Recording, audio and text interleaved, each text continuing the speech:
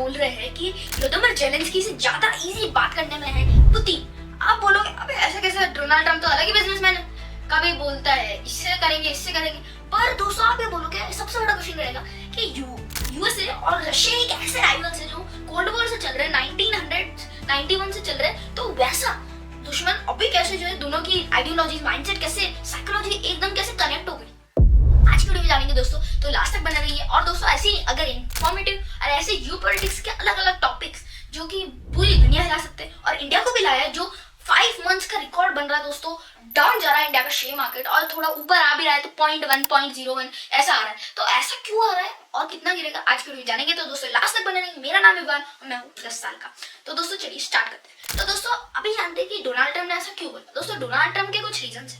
Donald Trump ने क्या कहा कि जो ये था 2020 का इलेक्शन, ठीक है, 2020 का जो इलेक्शन था उसमें ट्रम्प ने जेलेंस्की को बोला था कि आप जो है कुछ ना कुछ जो बाइडेन के खिलाफ कुछ सबूत इकट्ठा करो जिससे जो बाइडेन प्रेसिडेंट ने बने, और वो चीज लीक हो गई और डोनाल्ड ट्रम्प हार गए 2020 का इलेक्शन। तो वो डोनाल्ड ट्रम्प को एक तो पर्सनल रिवेंज भी होगा एक, और उसके बाद ये है कि अभी के इलेक्शन में 2025 के इलेक्शन में क्या हुआ कि यूक्रेन के प्रेसिडेंट व्लादिमीर जेलेंस्की आए थे एक एम्यूनिशन फैक्ट्री पेंसिल्वेनिया में, जो कि यूक्रेनियन अमेरिकन की पॉपुलेशन उधर बहुत ज्यादा है, तो उधर जो है सारे डेमोक्रेट्स थे, जो बाइडेन की सरकार वाले थे, पर कोई रिपब्लिकन नहीं था, कोई डोनाल्ड ट्रम्प वाली सरकार का नहीं था।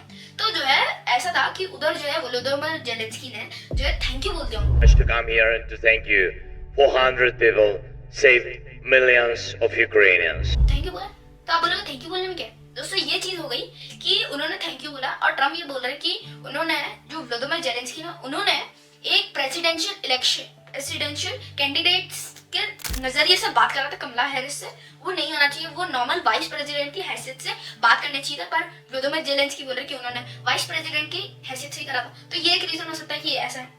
और दूसरा है कि एक बिजनेसमैन का आइडियोलॉजी रहती है, वो अपना ही फायदा करता है। सारे दुनिया के लोग चाहते हैं, जो भी सारे प्रेसिडेंट से प्राइम मिनिस्टर, कि अपने देश का भला हो सबसे पहले, इंटरेस्ट इज फर्स्ट, ठीक है, प्रॉफिट इज फर्स्ट, ठीक है। तो वो भी एक रीजन हो सकता है। तो अभी जानते हैं कि इसका घाटा क्या है यूक्रेन को। दोस्तों एक तो मिलिट्री एड रुक गई, मिलिट्री एड रुकने के बाद जो मतलब जो भी एमिनेशंस, जो भी चीज आ रही थी, बड़ी बड़ी एड आ रही थी, फंड्स आ रहे थे, वो भी बंद हो गए। उसके बाद उनको जो है डोनाल्ड ट्रम्प ने बोला कि वो जो है व्लादिमीर जेलेंस्की बहुत ज्यादा डिसरिस्पेक्टफुल हो रहा है। तो ऐसा क्यों हो रहा है, तो डिसरिस्पेक्टफुल हो रहा है वो, ठीक है। उसके बाद जो है मतलब वो ऐसा ही बोल रहे हैं डिसरिस्पेक्टफुल इसलिए हो रहा है क्योंकि वो जो है ओवल ऑफिस में आकर वो जीडी वेंस जो प्राइम मिनिस्टर है यूएसए से, और जो प्रेसिडेंट है डोनाल्ड ट्रम्प, उनसे जो है डिसरिस्पेक्टफुली बात कर रहे थे। पर मैं आपको उनकी फाइट का ओवरऑल बताता हूँ क्या हुआ कि जेडी वेंस ने बोला कि हम जो है ये यूक्रेन और रशिया वॉर को डिप्लोमेसी से जो है सुलझा के सीज फायर कर देंगे, ठीक है। उसके बाद व्लादिमीर जेलेंस्की पूछते हैं कि आप किस टाइप की डिप्लोमेसी बोल रहे हैं, तो जेडी वेंस बोले कि आप इतना तेज नहीं बोल सकते। उसके बाद बोले व्लादिमीर जेलेंस्की कि नहीं आप बताइए कौन सा आप डिप्लोमेसी की बात कर रहे हैं। उसके बाद जेडी वेंस ने जो है अपना टॉपिक चेंज कर दिया। उन्होंने बोला कि आपने एक भी बार थैंक यू नहीं बोला, हमने आपके लिए इतना एड दिया, $65 बिलियन का एड दिया, वो आपने थैंक यू नहीं बोला। तो व्लादिमीर जेलेंस्की ने बोला कि मैं बोला भैया बच्चों की फाइट चल रही है, ऐसे ही चल रहा है। उसके बाद जो है उन्होंने व्लादिमीर जेलेंस्की ने बोला कि जो अभी हम जो फील कर रहे हो वो आप थोड़े टाइम बाद फील करोगे। तो ट्रम्प को गुस्सा आ गया। ट्रम्प ने बोला Don't tell us what we're going to feel. We're trying to solve a problem. Don't tell us what we're going to feel. I'm not. कि आपके हाथ में नहीं है, you can't control, you can't dictate the things that we feel. तो आप वो चीज डिक्टेट ही नहीं कर सकते, वो कंट्रोल ही नहीं कर सकते। तो वो जो व्लादिमीर जेलेंस्की ने वापस बोला कि आप ये बोल रहे हैं डिप्लोमेसी सीज फायर करवाओगे आप, पर जब मेरे प्रेसिडेंट बनने से पहले, जेलेंस्की ने बोला कि मेरे प्रेसिडेंट बनने से पहले 25 बार रशिया ने जो सीज फायर तोड़ा है, तो उसकी क्या गारंटी है। Of course we want to stop the war. But you're saying you don't want a But I ceasefire. said to you, I want a with ceasefire. guarantees. Because you get a ceasefire faster than an agreement. Ask our people about ceasefire, what they think. और अगर आपको mining rights चाहिए, जो Trump मांग रहे थे mining rights, उसकी क्या गारंटी कि माइनिंग राइट्स हम लोग आपको देंगे, तो हमारी सिक्योरिटी की क्या है। तो उन्होंने बोला कि अगर हम रहेंगे उधर तो रशिया तो वैसे ही अटैक नहीं करेंगे क्योंकि रशिया यूएसए से डर। तो ऐसी बात चली। उसके बाद जो है ट्रम्प ने जो है उनको भगा दिया, ठीक है।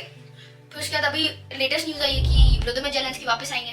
तो अभी जानते हैं दोस्तों कि डिसरिस्पेक्टफुल बोला, और उसके बाद क्या बोला, उसके बाद बोला कि ट्रम्प ने बोला कि व्लादिमीर जेलेंस्की को You're gambling with World War III. What do you think You're about- gambling with what do you World think War III. कि you are gambling with the world war 3। वापस मैं बोलता हूँ, you are gambling with the world war 3, ऐसा बोल दिया मुंह पे। तो ये जो एक चीज हो गई। अभी जानते हैं कि क्या अप्रोचेस है, मतलब उसके बाद देखो ये बोला, उसके बाद यूएसए ने भगा दिया। उसके बाद जो है व्लादिमीर जेलेंस्की गए ब्रिटेन, उधर जाकर जो है यूरोप के सारे देशों से मिले। यूरोप के सारे देशों ने जो है किसको सपोर्ट करा, जेलेंस्की को सपोर्ट करा। और अभी हम लोग जानते हैं कि क्या क्या चीजें हैं, मतलब अगर हम लोग बोले तो कि इंडियन स्टॉक मार्केट गिर रहा है, वॉर्स पूरी दुनिया में हो रही है, ठीक है, पूरी दुनिया में वॉर हो रही है।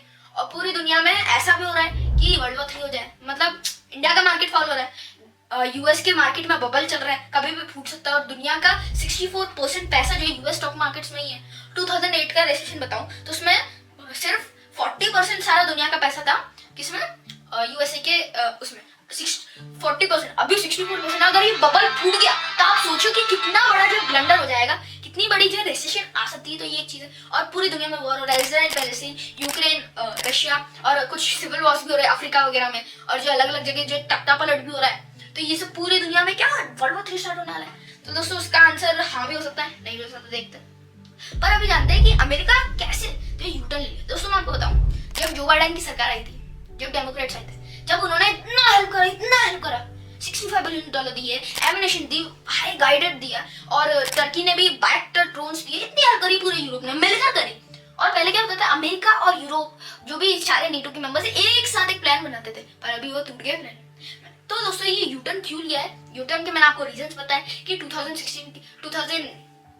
के प्रेसिडेंशियल इलेक्शंस में क्या हुआ था, जो बाइडेन के खिलाफ बोला था, पर वो लीक कर दिया था। और ऐसा मानते हैं ट्रम्प कि वो व्लादिमीर जेलेंस्की ने कहा था, जिससे उनके हक में आ जाए चीजें, और जो बाइडेन उनको जो सपोर्ट करते हैं उनके देश के लिए। और 2025 के इलेक्शन में भी हुई।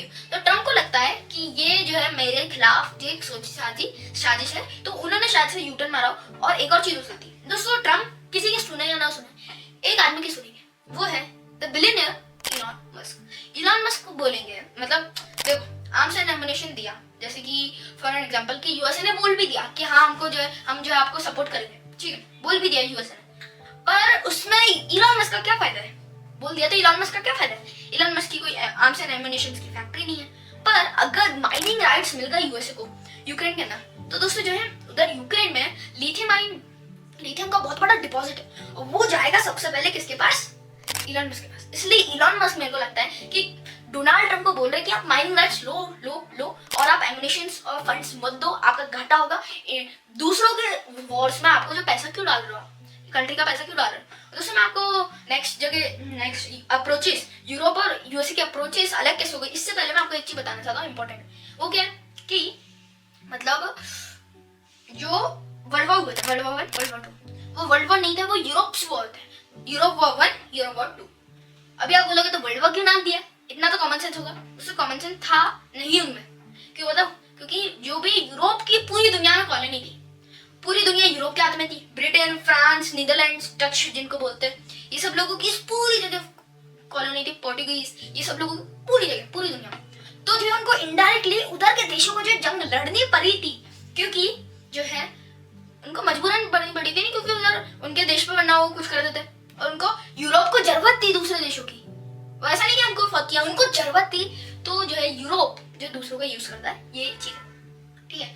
अभी जानते हैं नेक्स्ट चीज, अभी जानते हैं कि क्या अप्रोचेस कैसे चेंज हो गए। पहले यूरोप और यूएसए कदम से कदम हाथ से हाथ मिला के चलते थे, ठीक है। पर अभी क्या हो गया, दोनों के अप्रोचेस अलग है। पहला यूरोप के अप्रोचेस जानते हैं। यूरोप के अप्रोचेस है कि यूक्रेन को जो है वेपन्स हेवीली प्रोवाइड करो और रोको मत ये वॉर, ठीक है। उसके बाद include Ukraine in peace talks. ये क्या बोले कि मतलब यूएसए ने क्या करा था कि यूएस और रशिया के बीच में पीस टॉक कर लिए थे, जबकि यूएस और रशिया के बीच में है ही, यूक्रेन को भी लाना चाहिए क्योंकि यूक्रेन और रशिया के बीच में वॉर है, ठीक है। तो इसलिए जो है उनके बीच में होना चाहिए। पर यूएसए ने और रशिया ने, सऊदी अरेबिया ने खुद ही मीटिंग कर ली उन दोनों ने।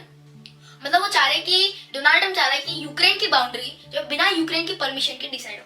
मेरे को नहीं लगता, और डोनाल्ड ट्रम्प भी ऐसे ही बोलते हैं कि जो 2014 में थी बाउंड्रीज किसकी, यूक्रेन की, वो अभी नहीं रहेगी, थोड़ा ज्यादा पार्ट चला जाएगा रशिया के पास। दोस्तों आप बोलोगे रशिया को लैंड ही चाहिए तो इतना नीचे चले जाए, कजाकिस्तान वो तो वीक कंट्रीज है, उनको तो कोई सपोर्ट नहीं करेगा। तो दोस्तों रशिया को लैंड नहीं चाहिए, रशिया को चाहिए एक ऐसा मुंहतोड़ जवाब यूरोप को देना चाहता है कि भाई तुम लोग कुछ नहीं है, तुम लोग जो दिखाते हैं ना हम बहुत पावरफुल है वेस्टर्न कंट्रीज, तुम हमारे सामने कुछ नहीं हो, ऐसा दिखाना चाहता है पुतिन, जिससे कि उसका डोमिनेंस जो बढ़ जाए, वो एक पपेट बना पाए दुनिया को अपने हाथ के अंदर।